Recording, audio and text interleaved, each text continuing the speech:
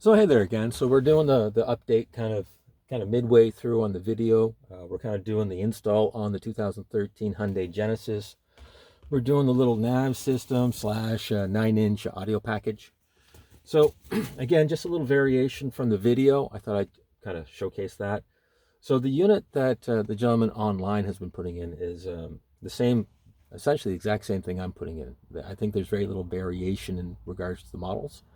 The big one in this one is that when we're looking at the base unit, the separate audio system is actually in a module unto itself. So in other words, that little one color display is kind of separate. So we've got a little bit of a different wiring harness to go with. It came with that anyway, so it's there for that purpose. And I'm not dealing with an amp or any other issues. So this is a really straightforward install as far as that's concerned. Big caution though, just kind of if you're out there and you're starting to do the work, when you're pulling the actual trim piece out, so it's the same on the other one as well. The angle is at a 45-degree on this particular clip that goes into the dashboard, so the soft pad. So soft pad is integrated into a harder plastic piece.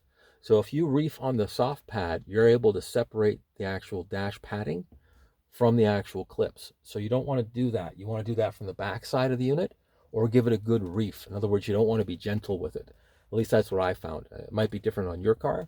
So don't pry by the dashboard.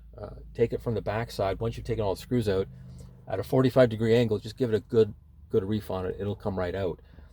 I was a little leery on it because I'm watching the video going, that sounds like it could be a problem, but it worked out fine. So just, you're aware of it. Soft pad is actually attached to a hard plastic. So if you pry on the soft pad, you're going to lift it away from the actual dashboard itself. So cautionary term there. If you had the proper tools, if you were a stereo installer, you probably have a proper little fork or a plastic little bezel that will get in there and lift it out. I don't. I'm using a screwdriver and my hands. So this process is a little longer.